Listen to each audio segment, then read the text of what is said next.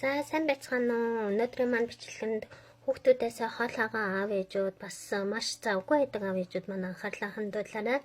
Миний хувьд хүүхдүүдтэйгээ хамт байгаа ч гэсэн бага охин маань төрснөөс хойш жоохон том охиндоо цаг гаргаж чадхаа байсан.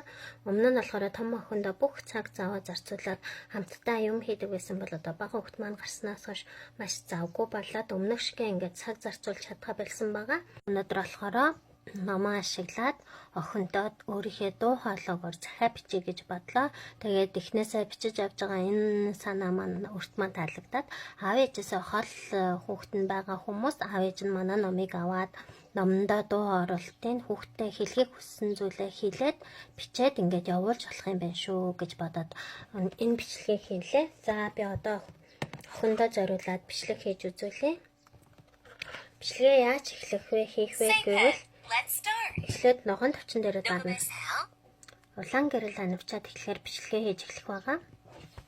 За сайн байна уу миний охин? Ээж нь ойрт дүүгээс нь болоод охиндоо жоохон зав гаргаж чадахгүй байгаа. Миний охин ч гэсэн ээжигээ ойлгоод ээждээ маш их туслаад гэрээ цэвэрлээд дүүдээ хэрэгтэй памперс сүүгийг ортуулж өгж агаад маш их баярлалаа.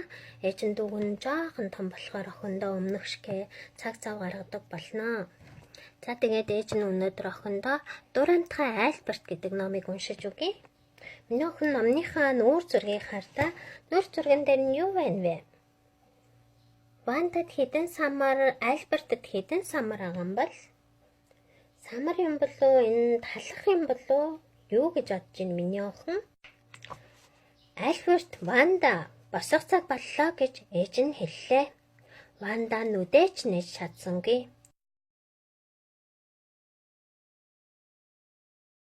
Ээжээ эгчийн гуйснаар түүнийг үнсэж болно гэж Альберт хэллээ. Ээж нь Вандаг дахиад нэг үнсэв. За миний охин Дурантай Альберт ном миний охинд таалагдсан уу? Ямар санагдсан бэ? Миний охин бас Альберт шиг хүнийг дуурайж исэн үү? Хүнийг дуурайх, хүнтэй адил тэгш байх ёстой гэх нь ер нь зөв юм болов? Миний охин юу гэж бодож байна? За ингээд би бичлэгээ дууссан учраас энэ цэнхэр товчон дээр нь дараад бичлэгээ хадгалчихлаа. За тэгээд хажуу талын дуу хураах товчон дээр нь ингээд наалт наачи. Яагаад гэвэл дуу хураах товчон дээр нь дахиад нэг дарах юм бол өмнөх бичлэг маань устчдаг байгаа. Тэгээд бүгдээрээ миний бичсэн бичлэг хадгалагдаж уу шалгаж үзье. За сайн байна уу миний охин? Ээж нь ойрт дүүгээс нь бол.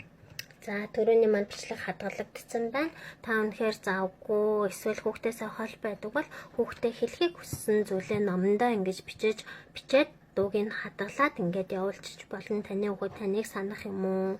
Тантай хамт байхыг хүссэн үедээ эсвэл таны дуу хоолойгоор номоо сонсохыг хүссэн үедээ энэ цэнхэр товчон дээрээ дараад унших боломжтой шүү. За баярлалаа.